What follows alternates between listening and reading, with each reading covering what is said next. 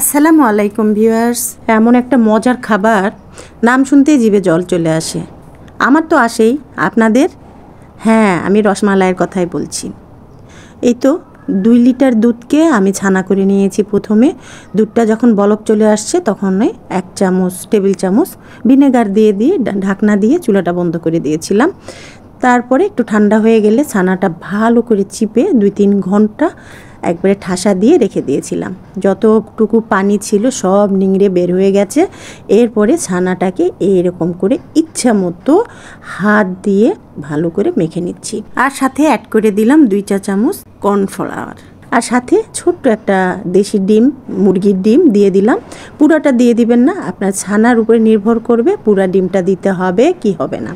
তো আমি এখানে 2-3 পর্যায়ে দিব। আন্দাজ মতো পুরো একটা ডিম ঢেলে দিলে দেখা যাবে নরম হয়ে গেছে। তো এই তো এখন হাতের তালুর সাহায্যে ভালো করে যতক্ষণ আপনি পারেন ভালো করে মসৃণ একটা খামি তৈরি করে নিতে হবে। এর সাথে আমি দিয়ে দিচ্ছি 2 টেবিল চা চামচ ঘি। এতে করে খুব সুন্দর একটা ফ্লেভার আসবে। আর হাফ কাপ, আমার এখানে হাফ কাপের বেশিই হবে, আমি দিয়ে দিয়েছি গুঁড়া ডিপ্লোমা দুধ। তো সব সহকারে ভালো করে চটকে নিলাম। তারপরে হাতের সাহায্যে এরকম একটু একটু করে ছোট ছোট বল আকৃতি করে নিব, কিংবা আপনারা একটু লম্বাটেও করতে পারেন, গোলও করতে পারেন। আমার কিন্তু এটা একটু লম্বা লম্বা হচ্ছে। তো এই তো এইভাবে আমি যে কয়টা হয় 2 লিটার দুধের আমার বাটি দিয়ে 1 বাটি ছানা হয়েছে। আর ছানাটা কিন্তু একবারে টাটকা, এটা কিন্তু ফ্রিজে রাখি নাই। আমি যখনই ছানার কিছু তৈরি করি তখনই চেষ্টা করি যে সকাল সকাল এই কাজটা করে রাখতে, তাহলে দেখা যায় যে বিকালে আমি যখন নাস্তাটা তৈরি করব তার আগে আমার ছানাটা রেডি হয়ে যায়। তো এই তো একটু বেশি নরম নরম মনে হচ্ছে, তো আমি কোনো রকম হাতের একটা শেপ দিয়ে রেখে দিলাম। এরপরে আমরা শিরা তৈরি করে নিব। 1 কাপ পরিমাণের যে বাটিটা দিয়ে আমি ছানা তৈরি করে নিয়েছি সেই বাটি ঠিক 1 বাটি চিনির আমি শিরা তৈরি করে নিচ্ছি। ওই বাটি দিয়েই সেখানে হাফ বাটি দিয়ে দিয়েছি, ওই বাটি দিয়েই হাফ বাটি পানি। এই তো যখনই একটু বলক উঠে এসেছে সে চিনির শিরার, খুব একটা ওই যে 1 তার 2 তার কোনো লাচ্ছি না, শুধুই বলকটা উঠে আসলেই তখনই দিয়ে দেব এই যে ছানার বলগুলো। আস্তে আস্তে ছেড়ে দিচ্ছি, যদিও আমি একটু টেনে টুনে দেখাচ্ছি, মনে হচ্ছে অনেক জোরে জোরে দিচ্ছি না, একটু আলতো হাতে দিতে হবে। আর আমি এখানে একটু বড় সাইজেরই করে নিয়েছি, যে রসমালাই তো বেশি ছোট ছোট করলেই কি আর বড় করলেই কি, সব তো যাবেই, খাওয়াই হয়ে যাবে। আর একটা প্যানে আমি চিনি দিয়ে দিলাম 2-3 টেবিল চামচের মতো, আর একটু পানি দিয়ে ক্যারামেল তৈরি করব।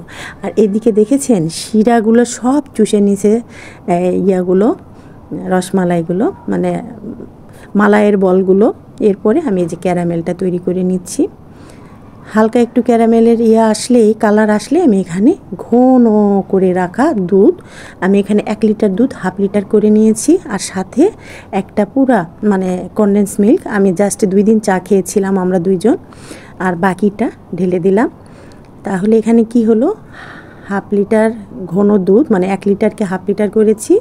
আর 1 কৌটা ড্যানিশ কনডেন্স মিল্ক ঢেলে দিলাম।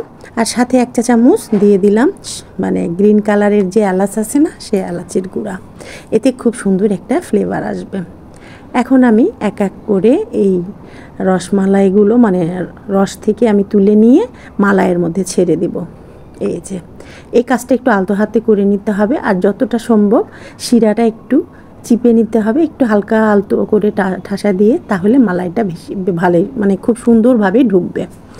এই যে দেখেছেন বলক চলে এসেছে, মালাইয়ের মধ্যে দিয়ে একটা ভালো করে একটা বলক তুলে ঢাকনা দিয়ে ঢেকে রেখেছিলাম। এরপরে এটা ঢেলে নিয়েছি। তারপরে ফ্যানের বাতাসে ঠান্ডা করে ফ্রিজে রেখে দিয়েছিলাম 40 মিনিটের মতো। কারণ কি, তো আর হচ্ছে না, বুঝতেই পারছেন রসমালাই যে আমার কি ফেভারেট সেটা আর বলতে পারবো না। যত ধরনের মিষ্টি আইটেম আছে তার মধ্যে এই রসমালাইটাই আমার খুব পছন্দের। আর এই জন্যই এটা বানানো হয়, বলতে পারেন মাসে 2-1 বার তো হয়ই। তো কেমন লাগলো? খুব শর্টকাট, খুবই সহজে। আপনারা যদি 2 লিটার দুধ না করেন 1 লিটার দুধ দিয়েই করে নেবেন, তবে নিজের হাতের খাবারের মজাই আলাদা। তৃপ্তিটাই আলাদা। আশা করছি সকলের ভালো লাগবে, আর খুব সুন্দর এবং সিম্পলভাবে করেছি। আপনারাও ট্রাই করবেন। ভালো থাকবেন, সুস্থ থাকবেন।